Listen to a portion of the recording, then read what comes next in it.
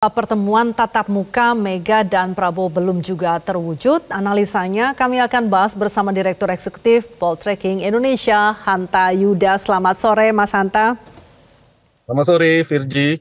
Ya, Mas Hanta, masih ada hari ini dan besok ya jelang pelantikan Presiden terpilih. Apakah pertemuan keduanya masih mungkin tidak ini terjadi? Kalau pertemuannya sebelum pelantikan tampaknya semakin kecil memang. Tetapi kalau kita tidak membatasinya pada pelantikan presiden, pertemuan ini semakin besar peluangnya. Karena rumusnya semakin kecil kepresidenan masa kepresidenan Jokowi, atau dengan kata lain Pak Jokowi tidak menjabat lagi, justru pertemuan keduanya semakin besar. Karena pasti ada secara psikologis baik Pak Prabowo terutama itu pasti menjaga relasi hubungan perasaannya Pak Jokowi. Jadi kalau kemudian misalnya presiden sudah berganti, terlepas soal kabinet, maka pertemuan itu akan semakin terbuka. Jadi kenapa belum bertemunya kedua tokoh ini, salah satunya ada faktor Jokowi menurut saya, menjaga perasaan dan sebagainya. Yang kedua, pertemuan semacam ini kan tidak mungkin ujuk-ujuk tidak bicara tentang apa-apa. Masing-masing utusan pasti sudah membicarakan tentang negosiasi politik, kompromi politik. Nah, barangkali bisa jadi negosiasi kompromi itu belum deal. Ada titik kesepakatan yang mungkin masih mengalami kuldesak atau masih deadlock seperti apa, belum ada kesepakatan. Itu bisa jadi bacaan saya. Yang ketiga, bisa jadi waktunya memang ditunda. Disengaja setelah ini untuk menjaga stabilitas isu transisi di mana presiden akan berganti supaya tidak bercampur isunya dengan pertemuan ini. Jadi memang penundaan itu disengaja untuk menjaga harmoni dan proses transisi. Tapi bisa juga ini bagian dari masing-masing berhati-hati, baik dari sisi Pak Prabowo maupun dari sisi Ibu Mega, untuk merawat konstituen pendukungnya. Kalau kemudian mereka sedang berhitung nih, mengkalkulasi ke pertemuan ini, kan pasti ada yang kecewa, pasti ada yang tidak setuju di pendukungnya masing-masing.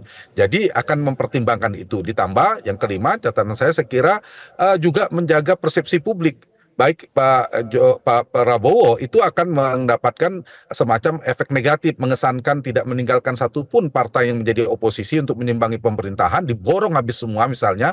PD Perjuangan juga, Ibu Mega juga akan mendapat kesan negatif yang harus dihitung. Misalnya soal konsistensi, soal ideologi yang selama ini dikenal sangat konsisten, sangat ideologis. Ibu Mega di Pak SBY 10 tahun ketika kalah Pilpres bisa bertahan di luar. Beda dengan hari ini misalnya, itu akan menjadi catatan publik. Terakhir, bisa jadi seperti yang Pak Bambang Pacul sebutkan, ada dinamika di internal PD Perjuangan yang katanya ada 3 faksi lah, tanda petik 3 kelompok. Yang satu menginginkan segera gabung pemerintahan, yang nomor kelompok ketiga adalah menolak jangan sampai gabung pemerintahan, yang nomor 2 di tengah-tengah sambil menunggu bagaimana perkembangan. Nah, tampaknya yang kelompok nomor 2 paling tidak yang per hari ini. Jadi seperti sedang wait and see bagi PD Perjuangan. Itu menurut saya tertundanya pertemuan itu. Jadi belum bisa konklusif bahwa gagal atau akan bertemu dalam waktu dekat 1-2 hari ini. Virgi. Iya, kalau kita melihat kemarin itu ada kehadiran di situ, ada 2 orang dekat Ibu Mega yang hadir di Hambalang. Di sini ada mantan Kepala BIN, Budi Gunawan, dan juga ada Jaksa Agung, Sanitiar Burhanuddin. Ini kita bagaimana ya memaknai ini? Nah, itulah yang menarik ya, menjadi titik jalan tengah tadi. Bisa jadi strateginya ada partai yang dia mengirim, seperti PKS kan bukan kader secara langsung, tapi rekomendasi dari partai. Jadi ada proporsional yang mungkin merepresentasikan partai. Itu yang saya istilahkan tadi, bisa jadi kesepakatannya, bentuknya, itu tanda ya. Sebenarnya sebelum itu yang Firji sampaikan, ada di mana Mbak Puan menjadi ketua DPR kembali tanpa ada, padahal ada potensi revisi Undang-Undang MD3, Partai Gerindra bisa saja mengambil posisi itu, tetapi tidak terjadi. Dengan mulusnya Puan Maharani menjadi ketua DPR, itu bagian dari awal mula di mana kompromi kesepakatan terjadi ya, di mana kemungkinan PD Perjuangan akan bersama Pak Prabowo terlihat. Nah, kemudian barusan tadi betul Pak Budi Gunawan kita kenal sangat dekat dengan PD Perjuangan, kemudian Jaksa Agung.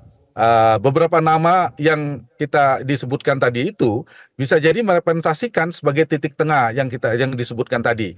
Nama Azwar Anas, Oli Dondo KB yang merupakan kader jelas kader PD Perjuangan sepertinya tidak keluar. Nah, di titik ini menurut saya strateginya kita akan melihat tidak terlalu ekstrim. Ekstrim itu begini, PD Perjuangan ada kader partainya akan masuk di dalam pemerintahan atau tegas mengatakan oposisi.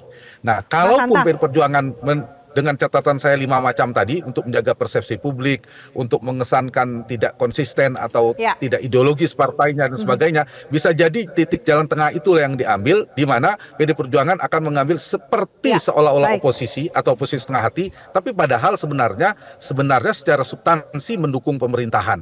Padahal sedikit catatan tambahan saya, kita justru menginginkan terlepas siapapun partainya harus ada yang dual pemerintahan supaya demokrasi kita sehat. Nah, ini yang berbeda, Pak SBY di awal pemerintahannya 10 tahun itu paling awal ada koalisi kebangsaan, gabungan PDIP dan Golkar. Mas Hanta, kalau maaf saya potong di sini, kalau melihat pertemuan kemarin Pramono Anung bagaimana?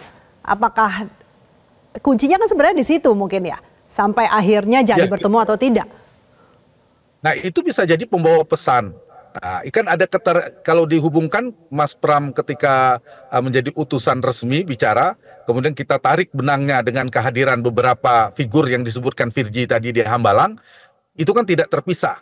Nah, tidak terpisah. Jadi bisa jadi memang jalan tengahnya, titik komprominya di sini. Jadi ada nama-nama yang memang diusung oleh PD Perjuangan atau direkomendasikan oleh PD Perjuangan, bukan kader PD Perjuangan, tetapi itu dianggap oleh Pak Prabowo sebagai representasi, tanda petik ya, representasi PD Perjuangan, tapi dalam persepsi publik yang dibangun, PDIP tidak mengirimkan kadernya, PDIP tetap berada di luar pemerintahan dan seterusnya yang saya istilahkan tadi, sehingga menguntungkan keduanya, bahwa kesannya PD Perjuangan tidak gabung bersama Pak Prabowo secara ekstrim, Pak Prabowo juga diuntungkan seolah-olah masih ada yang disisakan di luar pemerintahan. Jadi itu yang saya katakan agak beda ya. Kalau Pak Jokowi kan masih ada koalisi merah putih yang dinamikanya. Sekarang kita tidak memiliki oposisi yang terkonsolidasi yang kita butuhkan untuk mengimbangi pemerintahan. Jadi poin saya ini sepertinya PD Perjuangan di dalam maupun di luar, di dalam ataupun setengah di luar pemerintahan atau sepenuhnya di luar, sepertinya akan menjadi teman yang baik bagi pemerintahan Prabowo. Baik, Mas Hanta Yuda, kita masih menunggu malam ini atau besok bagaimana ya perkembangan terakhir dari jadi atau tidak pertemuan itu. Terima kasih sudah berbincang bersama kami di Metro TV. Jelajahi cara baru mendapatkan informasi. Download Metro TV Extend sekarang.